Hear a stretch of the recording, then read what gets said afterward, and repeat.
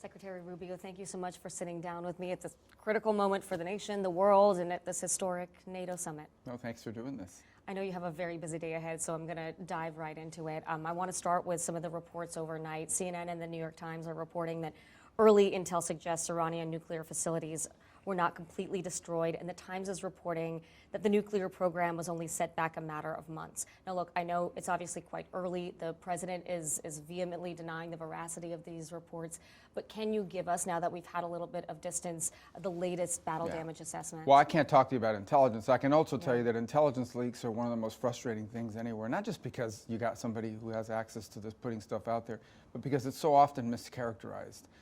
An intelligence report, for anyone who's ever seen it, sometimes is an assessment. Some analyst will make an assessment, or analysts will make an assessment. And in these leaks, what you typically have is someone who read it and then leaks it to the media, giving it the spin and the angle they want it to have because they've got some purpose. Embarrass the administration, they were against the action, whatever it may be. Let me tell you this. The Iranian program, the nuclear program today, looks nothing like it did just a week ago. The program today has been set behind significantly from where it was a week ago. It is in far worse shape today than it was a week ago because of U.S. actions and because some of the actions the Israelis took.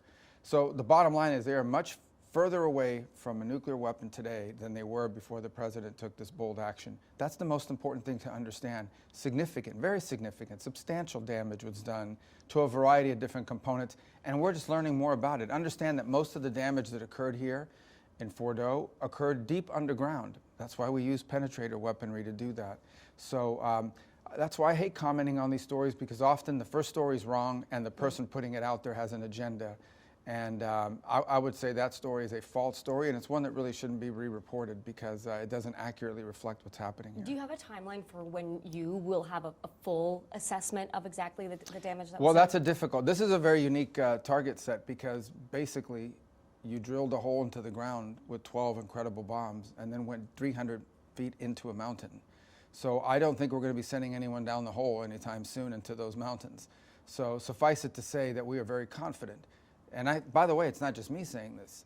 The director of the IAEA, this is the line he used the other day. He said, the Iran nuclear program looks, there was before the attack and after the attack, and they're dramatically different things. That's his line, and he's an expert at this, not mine.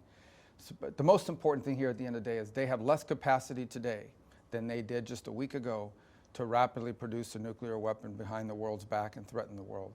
And the president deserves a tremendous amount of credit for taking this bold stand. And these pilots did something extraordinary. They flew halfway across the world and dropped 12 munition bombs perfectly down a ventilation shaft and did the world a great favor. These pilots did an incredible job. I mean, I'm blown away by it. Science fiction stuff. I mean, you don't believe really it's possible, remarkable. but what they did is remarkable. I mean, look, you know as well as anyone that you have a base that is extremely skeptical of foreign entanglements based on classified information that can't be shared with the public. They've lived through the government saying, trust us, and then that not going so well.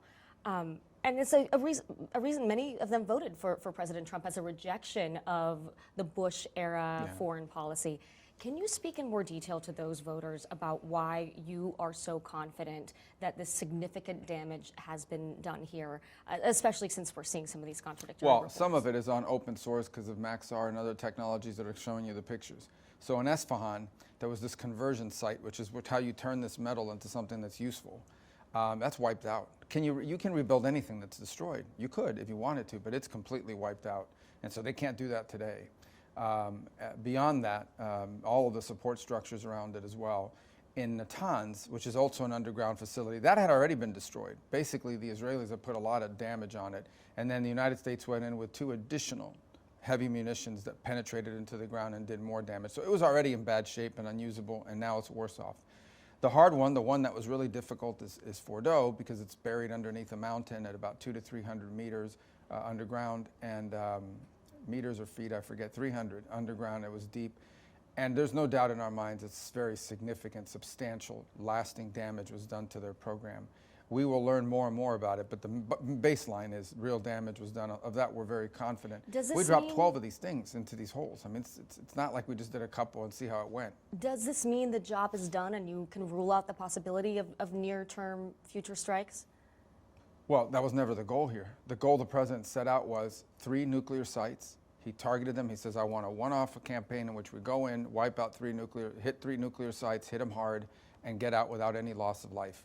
And the mission was achieved, and without any escalation. And the mission was achieved. The truth of the matter is that happened on Saturday night. By Monday night, we had a ceasefire, so 48 hours later. So not only did this bold move by the president, and he deserves a tremendous amount of credit for taking this bold move, not only did this bold move have impact, but I actually think it helped end the conflict. It allowed Israel to say, okay, now the objectives that we wanted to see out of this operation have been achieved. And I think the president deserves a lot of credit. He had a defined mission, said this is what we're going to do. We're hitting 3 targets. We're not hitting regime people. We're not trying to overthrow the government. Yeah. We're not looking to invade. We're going to hit, our problem with Iran is with the nuclear program. We're going to hit the 3 sites that we've been negotiating over, and then we're going to move off the mark. And so that's to what we the did. Americans that are concerned about where this is going, can you give them some assurance that this is it, that we're not going into a war with Iran? No, the president's made clear he doesn't want a war with Iran. He's not looking for a war with Iran. In fact, he's still looking for a deal. Well, not wanting a war and getting entangled in one or two Well, different look what things, happened. right? I mean, we basically flew, like I said, halfway across the world, dropped these weapons on 3 key sites, pulled away, and we were done. It showed tremendous amount of strategic patience by the president to do that. He clearly defined the goal. He delivered on it in the limited way that he had defined it, and then we moved on. We didn't look to escalate. In fact, we looked to de-escalate. You saw they did an attack on one of our bases after warning us that they were going to do it. Nothing happened. President didn't respond. A few hours later, we have a ceasefire, and the war is over. Now, the ongoing problems with Iran remain. It's the regime.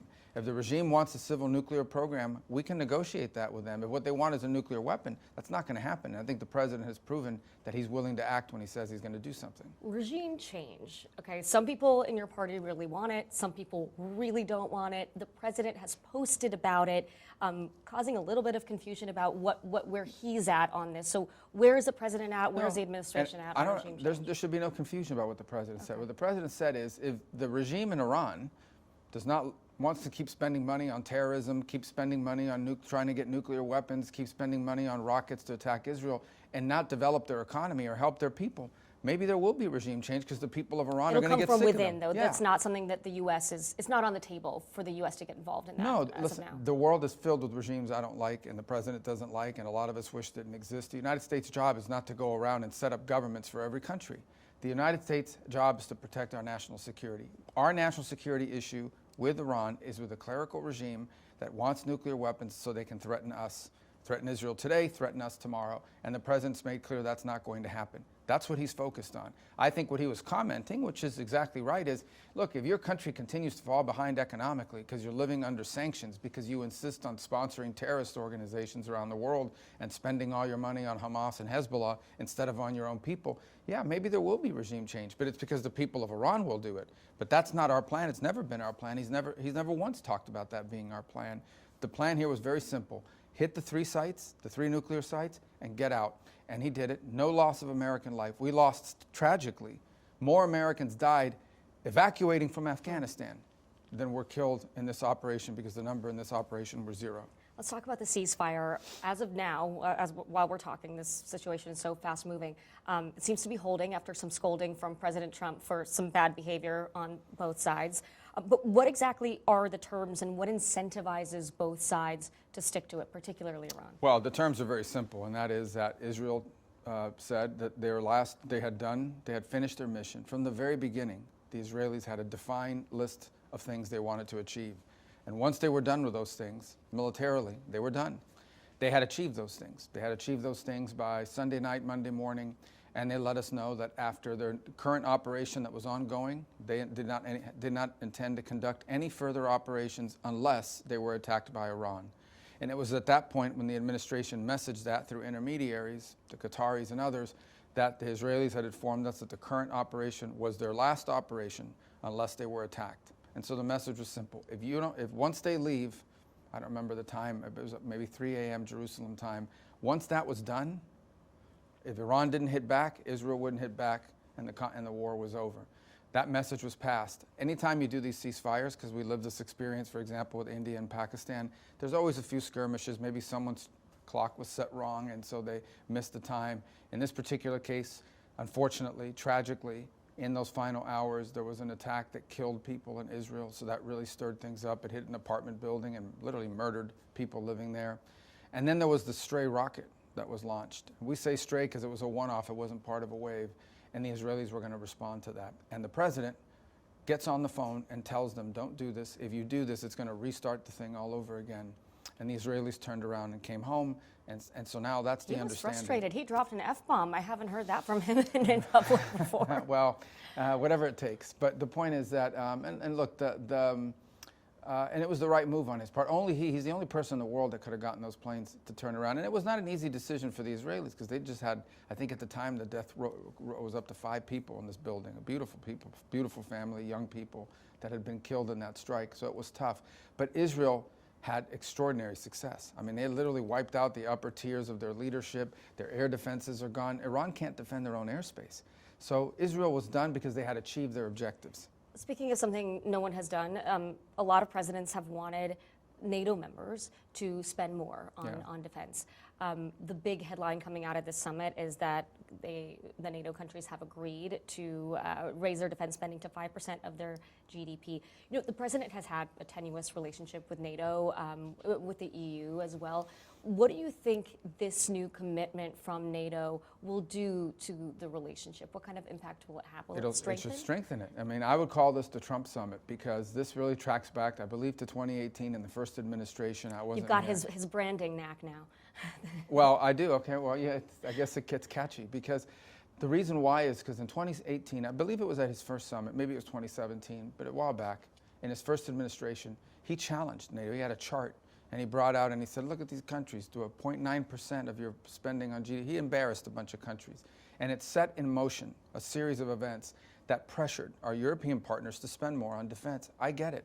They've got these vast social safety network programs that they provide. And so every dollar you spend on military is money you're taking away from education, healthcare, all the stuff that people have come to benefit from in your government. And so these are tough decisions. But look where we are just a few years later. The combination of pressure from President Trump in his first administration and then a full invasion and war in Europe by Vladimir Putin has led now to virtually every country every single partner in the NATO alliance pledging to get to that 5% mark, with the exception, unfortunately, of Spain, which has... What are you going to do about that? Well, it's a problem. I mean, it's a big problem. They claim they can do it for less, but Spain right now has deep internal political challenges. They have a left-of-center government that basically wants to spend very little to anything on military. And they've been recalcitrant. I think that's one of the topics the leaders are going to have to confront today. It's unfortunate. Spain is a country with capability and is a contributor. I mean, they send troops. They're training troops, and they can do certain things. We have a presence there on the ground. But I don't think that the agreement that Spain has reached is sustainable, and frankly, it puts them in a very tough spot with regards to their other allies and partners. So NATO, I think, has the chance to be, if everybody lives up to their commitment, it's going to be a much stronger alliance with more capable partners, and frankly, allow the United States to still be a vibrant, strong member of it, the biggest member of it, but also reallocate resources to other parts of the world without taking away from the strength of the alliance. Another big moment today, the president will be meeting with Ukrainian President Zelensky. Right now, things only seem to be getting worse in that conflict. Recent weeks have seen some of the deadliest attacks on Ukrainian civilians since the war broke out. You've been part of these high-profile talks with Russian officials. What more at this point is the administration doing to apply more pressure on Russia here? Well, I don't think the term is, a lot of people like to say about pressure on Russia. Our sense of it is that the Russians are going to try to achieve in the battlefield what they've demanded in the negotiating table, which is certain territories at their administrative lines and the like. We think it's going to be a lot harder for them to achieve that than they think it's going to be. The truth is that in this year alone, since January, over 80,000 Russian troops have been killed just since January. I think you compare that to the Ukrainian numbers are far less, so the death ratio is very bad, but Putin keeps feeding into the war machine. We'd like this conflict to end. It's bloody, it's destructive, it's nonsensical, but nonetheless, they have not shown a willingness to move forward. So we're going to continue to engage. The president's going to continue to engage. Look, Will the president... Because he said before he might walk Well, away. engage in the sense that there's an opportunity for us to make a difference and get them to the table. We're going to take it. He wants to see this war end. A lot of people are saying put on more sanctions. Now, Congress is working on that. You know, Lindsey Graham has a bill and others, and that may happen. You know, we've talked to them about how to frame it, how to structure it, because ultimately we think it needs to have enough flexibility for the president to be able to impose sanctions. And we haven't taken off any of the sanctions that we have on. All the Russian sanctions are still in place. I think what everybody has to remember, however, is that the minute we impose sanctions on Russia, if we did what everybody here wants us to do, and that is come in and crush them with more sanctions, we probably lose our ability to talk to them about the ceasefire. And then who's talking to them? Because they don't talk to anybody else in Europe. They don't talk to anybody else in the world who is on our side of this thing and views it the way we do. So I don't think the president will know the right time and place in which he may have to do that. He has said he may have to do that. But if he does it, you're almost admitting that this is not going to be negotiated anytime soon. So he wants to give it every opportunity to have influence over the Russian Federation towards a ceasefire. And that's the option he's trying to preserve, because it's the option of peace. One thing I find remarkable about this administration is the ideological diversity of President Trump's cabinet. And I'm curious if you could bring us into the room for a moment about sort of the breadth of opinion, especially on this issue, but in general, you have a range from hawks to isolationists. Like, where do you see yourself on that, and what are those conversations like on the inside? No, well, on the inside, there's only one president of the United States. I find it curious when people argue as if somehow this is some coalition government and we all get a vote. There's only one vote here. The President of the United States is the commander-in-chief. I do know he likes to hear, a diversity of well, that's different. opinions, So people right? will give you their opinions, Yeah. and obviously you can give opinions, but ultimately there's only one decision. And so our job internally is to provide the president the best opinions that we may have, the best ideas that we might have, opportunities, and also, if somebody's bringing up information that we think is not accurate, challenge the accuracy, things of this nature. Is there healthy debate? Yeah. One of the great things is that most of the people, at least on the national security front, have known each other for a long time. I've known John Radcliffe for a very long time. I've known the vice president for a very long time. I've known the chief of staff for a very long time. I've known Pete Hegseth before all of this. So we've known each other all, and so we have a very good working relationship. Steve Woodcoff is from Miami. I know him very well. He's from New York, but we obviously, everyone from New York is now from Miami. The Miami-New York connection is pretty tight these days. And one of the great people in the world, too. And so I think, but ultimately, once the president makes a decision, his instincts are uncanny. And we have to appreciate that. That's one of the things the people of the United States voted for, is a president who has incredible instincts about the right thing to do. And our job is to operationalize that. When he says, this is the direction I want to go, our job is not to spend all day trying to change his mind. Once he's made a decision, our job is to go out and make sure the president's orders are executed on. That's the way administrations work. When administrations fail is when you're filled or surrounded by people who don't agree with you, and so no matter what the president orders, spend their time trying to undermine him. We have a president who's been elected. He's been very clearly, as clear as anyone who's ever been elected, outlined what his views are on everything, including foreign policy. That's what the people of our country voted for. That's how our republic works. And our job is to go out and operationalize, execute on the president's vision based on really uncanny instincts. Well, and I think that's one of the reasons that you have been given quite a lot of roles in this administration. Yeah. Look, no offense to these guys, but I have seen the before and after pictures of Secretary of State Blinken and former NSA Jake Sullivan. They don't look so hot at the end of all of this. And they were each doing one of those jobs. I mean, there are a lot of people that are saying, how on earth are you wearing these two hats? And what are the trade-offs that you have to think about? There really isn't. In many cases, you end up being in the same meetings or in the same places. There's just one less person in there, if you think about it. The two jobs really do overlap in many cases. Obviously, there's the function of running the agency of the Department of State. But what I find myself in many cases doing is when a lot of people would come to Washington, for example, for meetings, and they'd want to meet with a national security advisor and then meet with me as Secretary of State. Now they can do both in one meeting. The same with when we're around the table, for example, in the Situation Room. There was a chair for the National Security Council and one for the State Department. Now they're both there.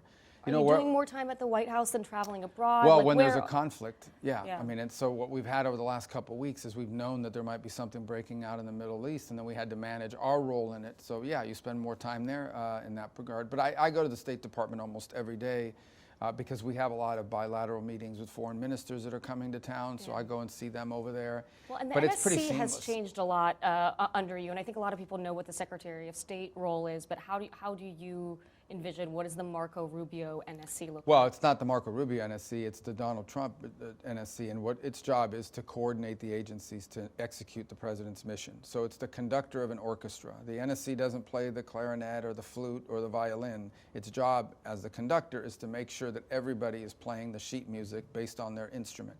And so you coordinate the different elements of our government depending on the issue, the national security issue.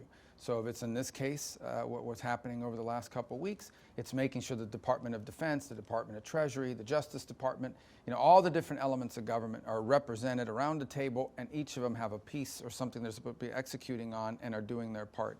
But ultimately, the ideas and the execution comes from the individual agencies. The job of the National Security Council is just to coordinate that, to ensure that all of the agencies are working together and doing their part of the broader strategic plan. And and we have a great team at State too, so it kind of works seamlessly. It's worked very well so far, and I think the outcome proves it here with regards to what we've seen with Israel and Iran. And on that metaphor, I'll let you go to your conducting. Thank you so much, Thank you. Secretary. I really appreciate it. Thank you. Thank you.